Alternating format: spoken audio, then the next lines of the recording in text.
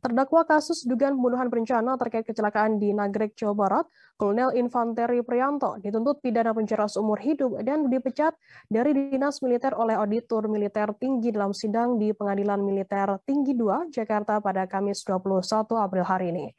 Auditor Militer Tinggi Wirdel Boy dalam berkas tuntutan yang dibacakannya mengatakan Auditor Militer Tinggi berkesimpulan Priyanto telah terbukti secara sah dan meyakinkan bersalah atas 3 tindak pidana sebagaimana didakwakan pada dakwaan Auditor Militer Tinggi nomor SDAK nomor 2 tanggal 10 Februari 2022.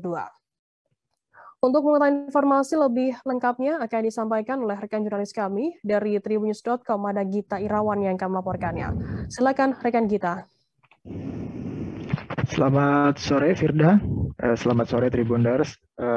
Bisa dilaporkan bahwa memang tadi berlangsung sidang pembacaan tuntutan terhadap terdakwa kasus dugaan pembunuhan berencana terkait kecelakaan di Nagrek, Jawa Barat dengan terdakwa Kolonel Infanteri Priyanto. Jadi dalam sidang tuntutan tersebut memang ada beberapa poin-poin tuntutan yang disampaikan, diantaranya adalah Auditor Militer Tinggi memohon kepada Pengadilan Militer Tinggi II Jakarta untuk menyatakan secara sah dan meyakinkan bahwa Priyanto bersalah melakukan setidaknya 3 tindak pidana. Yang pertama adalah pembunuhan berencana, yang kedua penculikan, dan yang ketiga penghilangan mayat.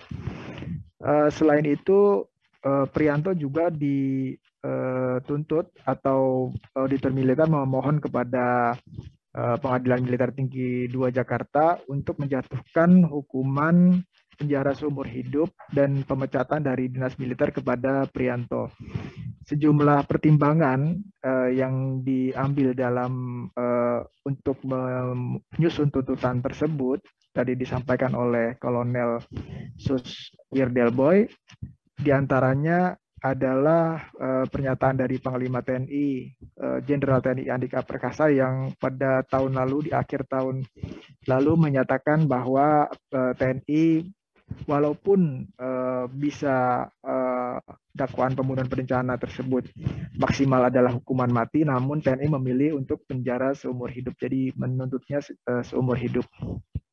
Selain pernyataan dari Panglima TNI juga ada pertimbangan lainnya, yakni fakta persidangan. Justru kalau menurut Kolonel Wirdel Boy, fakta persidangan itulah yang menjadi pertimbangan utama dalam penyusunan tuntutan tersebut.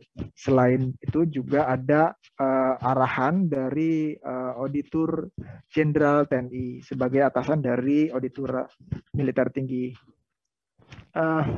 Selain dari pertimbangan tersebut juga Auditor Militer tadi menyampaikan ada sejumlah pertimbangan hal-hal yang meringankan dan memberatkan yang meliputi diri Priyanto untuk bisa dijadikan bahan pertimbangan dari hakim dalam menjatuhkan putusan. Hal yang meringankan diantaranya adalah Priyanto disebut dinilai berterus terang sehingga memudahkan pemeriksaan. Kemudian yang memberatkan adalah Priyanto telah bersama-sama mengajak anak buahnya untuk melakukan tindak pidana. Demikian yang bisa saya sampaikan. Oh ya, satu lagi, bahwa nanti pada sidang selanjutnya itu akan digelar pada 10 Mei 2022 dengan agenda pembacaan nota pembelaan dari terdakwa Kolonel Infanteri Priyanto. Demikian yang bisa saya laporkan. Terima kasih rekan kita dari tribunnews.com atas laporan Anda. Selamat bertugas kembali. Tribuners, akan kami tampilkan wawancara yang tadi sudah dihimpun oleh rekan kita dari Auditor Militer Tinggi Kolonel Sus Wirdel Boy. Berikut liputannya untuk Anda.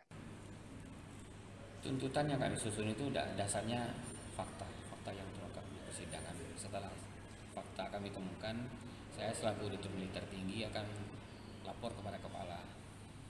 Dan tuntutan kami ini dirapatkan di Orjen TNI. Jadi tuntutan yang barusan dibacakan adalah petunjuk dari Orjen TNI. Barangkali beliau dengan stafnya sana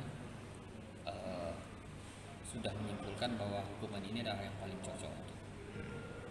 Jadi kita mengetahui bahwa sistem penjatuhan pidana di hukum pidana kita ini kan maksimum 1 hari sampai 20 tahun atau sampai meninggal dunia atau seumur hidup. Jadi apakah itu hukuman mati, seumur hidup 20 tahun.